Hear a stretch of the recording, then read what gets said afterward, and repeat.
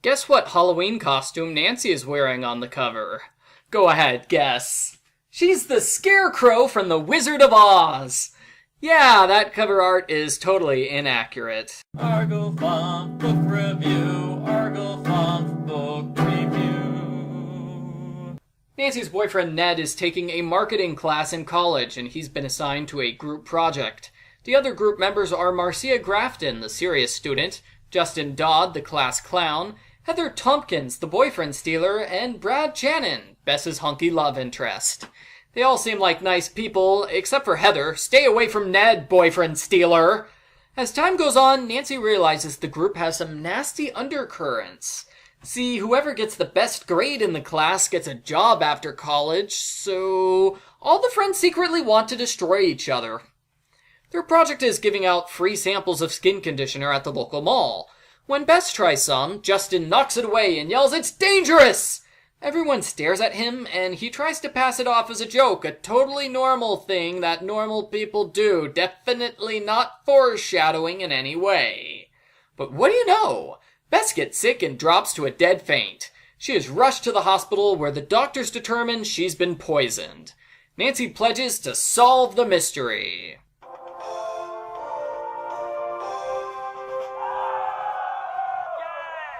Nancy's first idea is to test the lemonade that Bess was drinking before she was poisoned. There's a party at Heather's, which ends up being awkward because Marcia insults Brad nonstop, nobody laughs at Justin's jokes, and Heather keeps making plays for Ned right in front of Nancy. Ned is a nice guy, and he complains loudly about Heather once he and Nancy leave. Good, Ned! Have some boyfriend points. 5 more people end up in the hospital with poisoning, but the only connection between them is that they all go to high school. Well, everyone but Bess. She's not in high school anymore, and darned if I can tell what she does for a living. I guess she just lives with her parents full time without having a job or anything, going on vacation with Nancy every 3 months or so. Pretty cushy life! Besides for the whole being poisoned thing, of course. Marcia yells at the culprit on the phone, and when Nancy goes to Marcia's house later, the police are there. She's been poisoned so badly, she's going to be in a coma until the last page of the book. Chief McGinnis questions everyone, and Nancy suddenly realizes that all of the victims were testing the beauty cream. So the poison was in the beauty cream all along. Sure enough, police tests confirm a quarter of the conditioner bottles were poisoned with arsenic. Justin is the top suspect because he has no alibi. He's got a background in chemistry, and he works for a different cosmetics company. The rest of the book is made up of smaller episodes, like Heather quitting the marketing program, Nancy getting a threatening message, and a double date with Nancy, Ned, Bess, and Brad. They must be good couples if their names start with the same letter. Brad goes overboard in placing blame on Justin, and we visit Brad's pumpkin farm. It's Halloween. Of course Bess is dating a guy with a pumpkin farm. On the farm, Brad uses poisonous arsenic to keep pests away. Nancy realizes Brad must be the culprit. She decides to confront him at a costume party. Instead of confronting him with plenty of witnesses around, Nancy foolishly agrees to go outside with Brad to a private secluded area. She confronts him, he gets mad, and since nobody's there, he's easily able to knock her down and escape to his farm.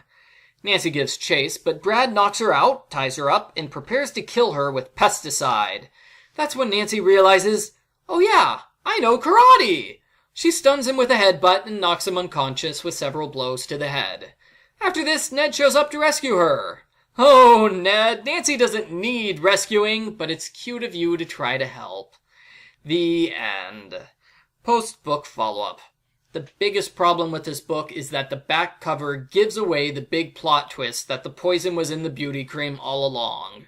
So the first half of the book, where Nancy tries to figure out the source of the poison, it ended up being kind of a waste. I know the lemonade is going to be a red herring. The cover said so. Let's just get on with the story. Speaking of red herrings, why did Justin yell at Bess saying the beauty cream was dangerous?